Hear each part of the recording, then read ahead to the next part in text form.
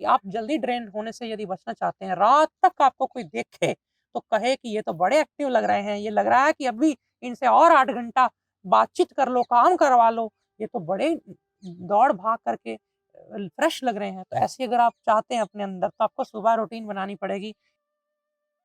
कुछ लोग सिर्फ़ प्राणायाम करने में विश्वास रखते हैं, कुछ लोग सिर्फ़ आसन करना पसंद करते हैं, कुछ लोग सिर्फ़ व्यायाम करते हैं, शरीर से कसरत लेते हैं। तीनों का क्या काम है? आप इसे आज समझें और फिर सोचें कि भाई इनकी मेरे जीवन में कितनी ज़रूरत है। उसी हिसाब से इनका जीवन में एक बैलेंस बनाइए, तभी इक्विलिब्रियम आएगा, तभी फिज़िकली, मेंटली, इमोशनली, स्पिरिचुअली आप बैलेंस फ़ील करेंगे। तो मैं सबसे पहले बता दूँ, कुछ लोग प्राणायाम करते हैं जब, प्राणायाम प्राणों को खींचना, भरना, छोड़ना, इसकी सारे जितनी भी क्रियाएँ हैं, वो ज़्यादातर प्राणायाम की श्रेणी में आती हैं। अब लोग क्या करते हैं, प्राणायाम करने से पहले शोधन नहीं करते अंदर से शरीर का। ना तो पानी पिएँगे, ना शरीर पेट साफ करने में ध्यान है, ना ही कोशिश ही करते हैं। तो वो बस रोज़ ही वो ऐसे बैठ जाते हैं। तो उससे अंदर का मल फिर से शरीर में सोखने लगता है शरीर। तो वो ना हो उसके लिए षट कर्म करें, शरीर का शोधन करें, गर्म पानी पी करके, कभी कुंजल करके हफ्ते में 1 आध बार अगर हो पाए तो कभी-कभी शंख प्रक्षालन करके, जल नेति करके, इससे आप शोधन करें शरीर का। फिर उसके बाद आता है प्राणायाम। प्राणायाम से आपका मेन काम है पहले तो ऑक्सीजन बढ़ाना, फिर उसके बाद शरीर के अंदर पंच प्राण जो हैं उनको उनकी ऊर्जा के स्तर को बढ़ाना, लेवल को बढ़ाना, स्ट्रॉन्ग करना, फिर आपके माइंड को रिलैक्स करना, ये सब काम करता है। प्राणायाम से चक्रों का शोधन भी होता है, जागरण भी होता है, चेतना का स्तर ऊपर उठता है। ये मेन काम है प्राणायाम के। मेन काम अगर आपसे कोई एक शब्द में पूछे प्राणायाम का है, क्या है? तो वो प्राणमय कोश को शुद्ध करना। अब बारी आती है आसनों की, आसनों से स्थिरता आती है। स्थिरता यानी स्टेबिलिटी। तो जो बैठने की इस कला सीख गया 1 घंटा, 2 घंटा, उसको पूछ के देखिए कि पेशेंस क्या है, वो बताएगा। वो उसके जीवन में होगा और जो लोग बैठ ही नहीं सकते, डॉक्टर के बाहर वेट करने में दिक्कत है उनको, कोई किसी वक़्त कहीं वेट करना पड़ जाए, कहीं बैठना पड़ जाए एक जगह, वो बैठ नहीं सकते।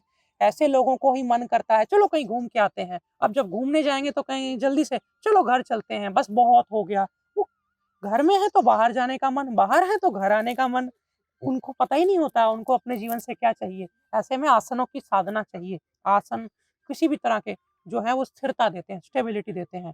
प्राणायाम प्राण ऊर्जा बढ़ाता है, आसन स्टेबिलिटी देता है और व्यायाम, कसरत, दौड़ना, भागना, उठक-बैठक करना ये सब व्यायाम है। व्यायाम से आता है बल।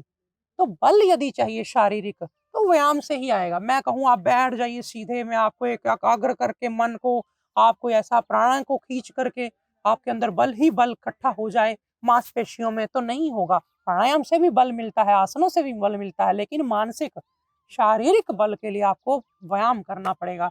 इन सब चीज़ों की अपनी-अपनी उपयोगिता, अपनी-अपनी भूमिका है। खाली रोटी से काम नहीं चलेगा, सब्जी का अपना उपयोग है, अचार का अपना उपयोग है। यदि आप सब मिला-जुला आपको पसंद है, आप बैलेंस पसंद करते हैं, तो आपको तीनों का उचित उपयोग करना आना चाहिए। सही जीवन में कितनी मात्रा में क्या चाहिए आपको पता होना चाहिए। ये धीरे-धीरे समय के साथ आएगा, जब करेंगे अभ्यास, थोड़ा अनुभव करेंगे, थोड़ा महसूस करेंगे तो पता चलेगा कि किसने क्या लाभ दिया, ये था। इसके अलावा सर्दी के समय शरीर ठंडा होता है, तो पहले व्यायाम कर लें, बाद में प्राणायाम करके मन शांत कर लें। गर्मी में धूप निकल आए अगर ऐसा हो, तो गर्मी में पहले प्राणायाम कर लें, बाद में आसन कर लें।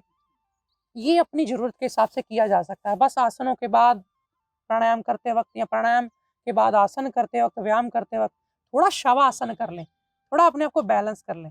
और मैं तो कहूँगा प्राणायाम करके रोज़ जो लोग अपना काम शुरू करते हैं, उनको जीवन में उनकी निर्णय लेने की शक्ति, उनकी सोचने की, काम करने की शक्ति कई गुना बढ़ जाती है, बजाए उनके कि जो लोग सिर्फ़ और सिर्फ़ सुबह उठे और सिर्फ़ काम कर लिया। धीरे-धीरे ऊर्जा उनकी जल्दी खत्म हो जाती है। जैसे गाड़ी के अंदर यदि बैटरी या घर के अंदर कहीं बैटरी जो लगाई हुई है, वो फुल्ली चार्ज्ड है यदि, तो वो बहुत देर तक आपको फ़ायदा देगी। यदि वो इतनी चार्ज नहीं है, उसकी कैपेसिटी कम है, तो जल्दी ड्रेन हो जाएगी। आप जल्दी ड्रेन होने से यदि बचना चाहते हैं, रात तक आपको कोई देखे तो कहे कि ये तो बड़े एक्टिव लग रहे हैं, ये लग रहा है कि अभी इनसे और 8 घंटा बातचीत कर लो, काम करवा लो, ये तो बड़े दौड़ भाग करके फ्रेश लग रहे हैं। तो ऐसे अगर आप चाहते हैं अपने अंदर, तो आपको सुबह रूटीन बनानी पड़ेगी।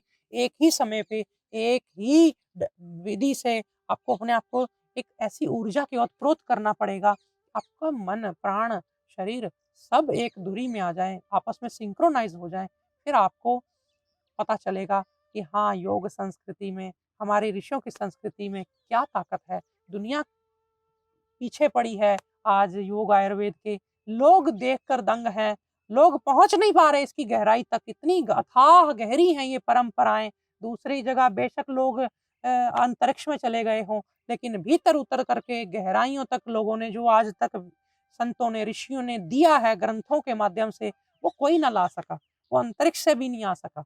तो ये चीज़ें आपको तब अनुभव में आएँगी, तब इसकी इम्पोर्टेंस पता चलेगी जब थोड़ा समय लगाएँगे।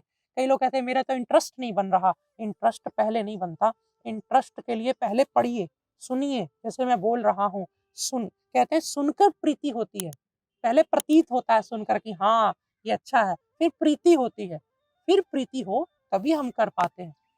तो आपको ये सुनने की आदत डालनी चाहिए, योग के वक़्त भी, प्राणायाम के वक़्त भी मेरी बातें आप सुन सकते हैं, कुछ समय कभी-कभी, आपको इससे प्रेरणा मिलेगी।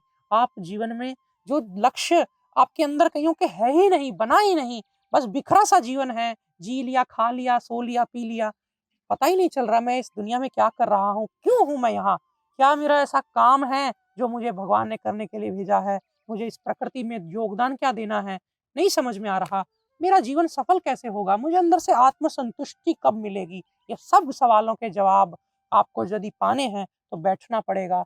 कुछ समय के लिए रोज़ाना प्राणायाम करना पड़ेगा, ध्यान करना पड़ेगा, एकाग्रता और उसके बाद चित्त की वृत्तियों का निरुद्ध हो जाना, विचार शून्य हो जाना, बस यूँ ही आप बैठे रहे और कुछ समय के बाद जब आप उठकर काम में लगेंगे, तो आप पाएँगे आपका जीवन बदला-बदला सा है, महका-महका सा है। इसी बात के साथ आज के लिए अपनी वाणी को विराम दूँ। अपना ध्यान रखिए, आपके भीतर बैठे परमात्मा को मेरा नमन। मैं नित्यानंदम श्री अपने आनंदम आयुर्वेद के द्वारा बनाए हुए जीवनोपयोगी, जीवन को बचाने वाले आयुर्वेदिक उत्पाद जो आपके लिए बना रहा हूँ, आप इन सब का प्रचार करिए आगे, मेरी मदद करिए। कारण कि मैं जो औषध बनाऊँगा वो जीवन बचाने वाली है और यदि वो लोगों तक पहुँच ही ना पाए, तो उसके बनाने का क्या ही उपयोग, क्या ही लाभ।